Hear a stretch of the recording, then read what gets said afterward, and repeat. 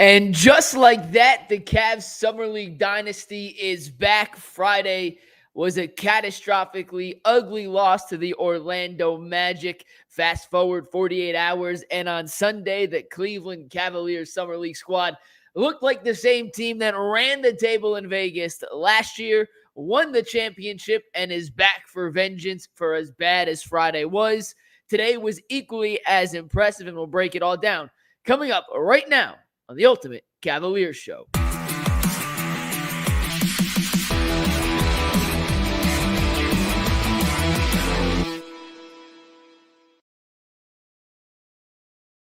What is up, ladies and gentlemen? Mikey McNuggets here. We're going to make this a quick Summer League wrap-up because we have a MLB draft to get ready for, and we're going to be back live on this channel starting at 6:50 to go live as the Guardians make their selection with the 1 overall pick. But the Cavs just beat the Milwaukee Bucks 112-81, a 40-point win essentially for the Cavs after getting blown out on Friday to the Orlando Magic. Talk about a flip of the script. You go from looking absolutely putrid to absolutely incredible in the span of 2 days. And frankly, that's to be expected in the Summer League.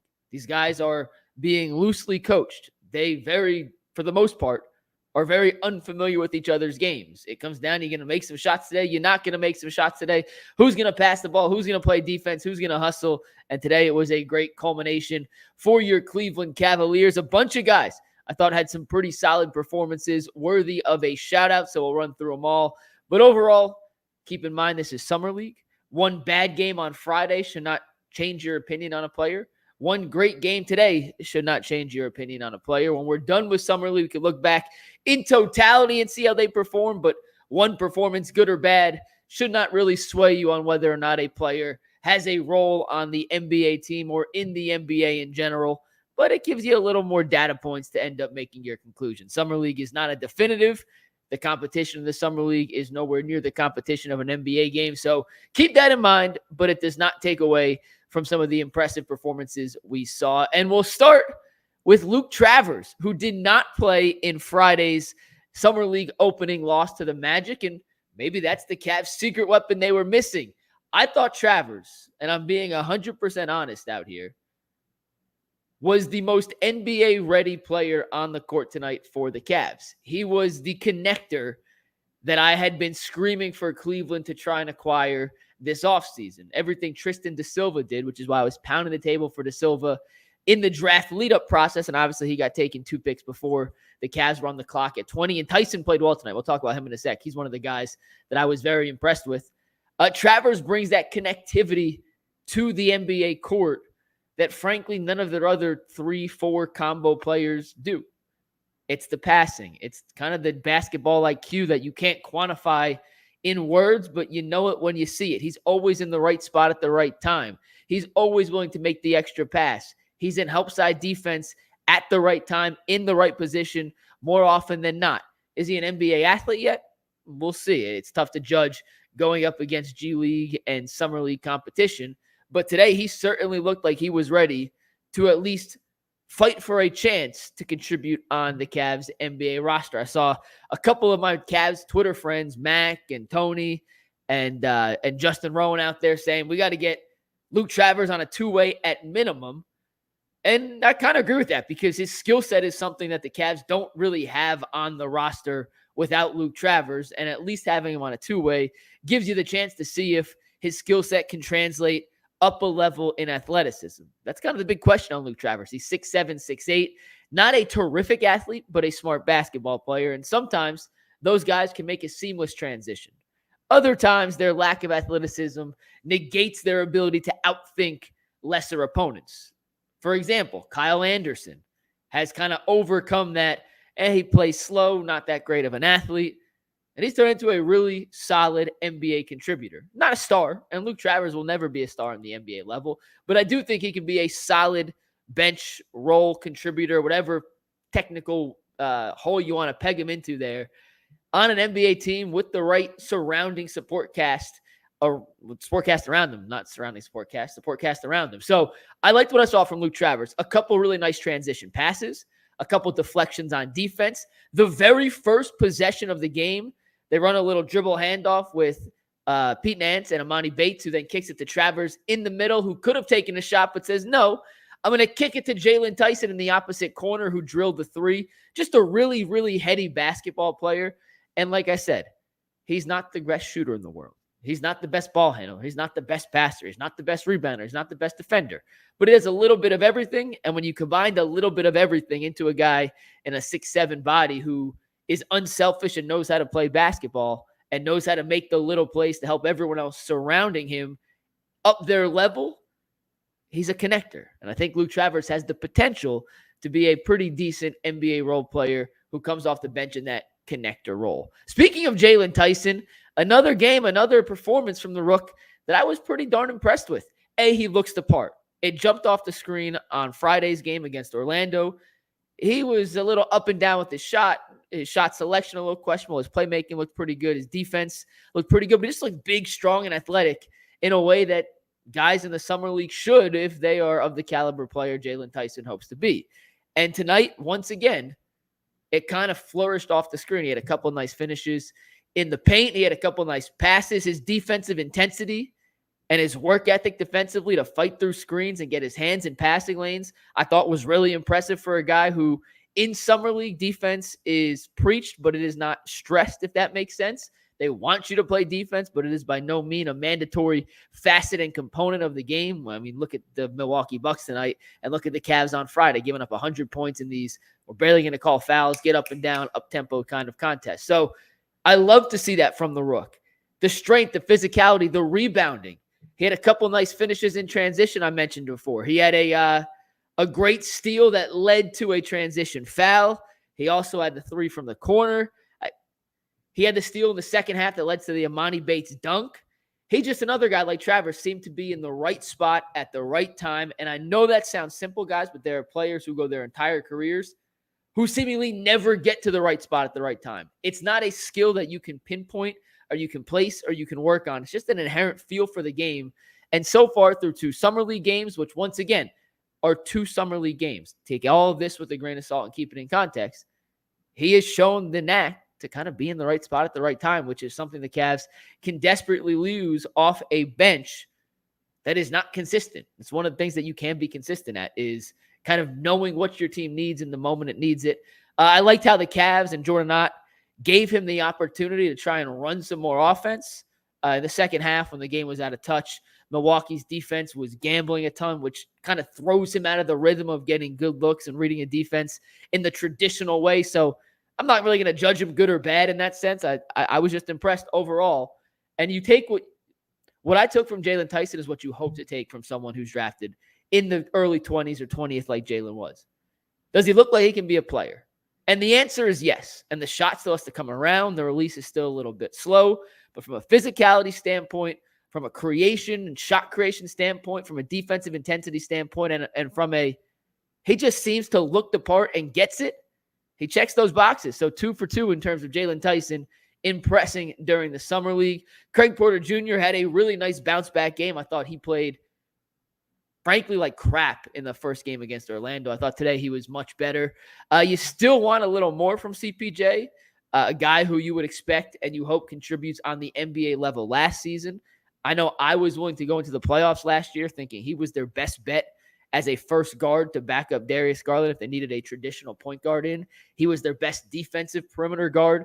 And I thought if he had not gotten hurt in that regular season finale against Charlotte, he would have played a legitimate role in the playoffs. And a guy who's playing or could be playing in a playoff series should be dominating the summer league. And I thought he looked better today, but I still think he can play even better, which is, I guess, promising on the one hand and also slightly disappointing. But Porter Jr. definitely better today than he was against Orlando. And then there's Emoni Bates, guys. And Emoni in the first half was terrific. 14 points, 5 rebounds, 4 assists in the first half. I actually don't know exactly what he finished with. I think it was 18, 6, and 4. If someone in the comments knows his exact final stats, leave it. I believe he finished with 18 points, 6 rebounds, 4 assists. I know he had 14, 5, and 4 in the first half, so he did most of his damage in the first half before the game had become a blowout. Couple things that stood out from Emoni in my standpoint. First and foremost, he had a couple really nice passes in transition. And we've been asking Emoni, hey, we know you can score. We know you're an ISO player. Can become a little more of a playmaker. And today he showed some playmaking chops that, frankly, we hadn't seen much of yet up to this point in his professional career. And that certainly is a promising step in the right direction. Was it a ton? No. But 4 assists and a half, impressive, not easy. He had a couple more passes that could have been assists had the other player made the shot. He had a couple passes that then led to assists, just like the first play of the game when he passed it to Luke Travers, who then kicks it to Jaylon Tyson in the corner for a 3. That's a hockey assist. But it was more of just the willingness to pass the ball and the vision. There was one play in transition where he threaded the needle with, I think it was a left-handed, almost full court bounce pass that led to a Travers dunk. Like, that's impressive playmaking. I don't care if it's a one-off. It's still pretty damn impressive that he was capable, A, to see the pass through traffic, and then B, execute. And if it was his left hand, and I apologize for not making a note of it, here's what I wrote in my notes for that exact pass. Another dime from Bates threads the needle in transition. Quote or question mark, is this the best passing we've seen from Bates yet? I do think it is. I didn't say if it was a left-handed pass or right-handed pass, so bad job out of me. But it was a really impressive pass. He had a couple other passes in the first half, I thought, were the right reads and the right plays as well. He also, his release on catch-and-shoot threes today was lightning quick. And I think that's something to keep note of because last year, it was not slow by any means. When we talk about slow releases, Emoni Bates last year would never have been in the conversation of slow releases. But today, he was catching and firing like this, and it was noticeably quicker. And you may be asking, well, why does it make a difference? Well, you don't need as much space if he releases that quick. And according to my notes, and once again, this is my personal notes, he was 2 for 4 on what I counted quick trigger releases from 3 today. And if you could shoot 50% on those kind of threes, think Klay Thompson, where he catches it, the ball hits him right in the pocket, and it goes right up. There's no load up, there's no release, it's catch and go. Super hard to do. It takes a ton of talent, a ton of skill. And at 6'9", if Emoni Bates can get it off that quickly, that is a really promising characteristic and skill that he can bring to the NBA level when he gets the opportunity to see if he can play. Overall from Emoni, the playmaking was good. 5 rebounds. He had a couple. I thought he went up in traffic and grabbed. Not all rebounds are created equal. Some fall to you. He had 2 that I tracked that just kind of fell in his lap. And he had 2 in the first half that he went up and got. And that was something we didn't see a ton of last year. His aggressiveness in terms of defensive and offensive rebounding. I loved what I saw from Emoni Bates. He missed a 3. I took a note of this. He took a bad 3 in the second half. It was in the third quarter. He caught it. It's one of the quick trigger threes with 21 seconds on the shot clock. It was way too quick. But he hustled to get his own offensive rebound, saved it, and Jaylon Tyson ended up getting the save, I guess. It's not a rebound, but he ended up getting the save. And at least he didn't put his head down and have bad shot crap. Got to get back on defense. So all in all, I thought Bates played okay in the opener. I thought he played much better again today in the second game. As a team, they all played much better, which is a promising sign, a step in the right direction. Bates still took some shots that you don't love. I mean, his shot selection is what it is. It's not impeccable. But I thought he was smarter today trying to, all right, my first look's not there. Let's see what my other guys can do. And if it gets back to me in the offense, then I can go. There was a possession in the first half that showcased that exactly. He took an early 3 with 22 seconds on the shot clock. It was an inbound off a side out of bounds, catch, shot, fire. He airballed it. Bad shot to start. Tyson gets the rebound, kicks it back out. It comes back to Bates with 6 on the shot clock, and then that's where he does what he does best. Goes one-on-one and hit a tough floater over a defender. I think it was Beauchamp. And that's when you can take those tough shots. So Emoni's still learning, but by far his best playmaking performance I can remember, his best rebounding performance I can remember. And if that quick trigger 3 becomes a legitimate skill that he is well-versed and dangerous at, that's just another tool to put in his tool belt as he looks to make the transition from the G League to the NBA roster. A couple other guys look decent, but all in all, the 4 guys who really stood out, Travers, Tyson, Porter Jr., and Bates. Travers, to me, just because we didn't even see him on Friday, and the fluidity and smoothness to his game, I thought he would get my quote-unquote game ball if he could give one. But you're splitting hairs. If you wanted to give Emoni Bates the game ball, I wouldn't argue. And if you wanted to give the rookie, Jaylon Tyson, the game ball, frankly, I wouldn't argue with you much either. And also, Shout out to Zaire Smith for the dunk of the tournament so far, or the dunk of the summer league. I mean, I'd like to report a murder. Someone called 911. That was incredible. I mean, I remember Zaire Smith back at Texas Tech, and he was I think the 19th overall pick by the 76ers a few years ago.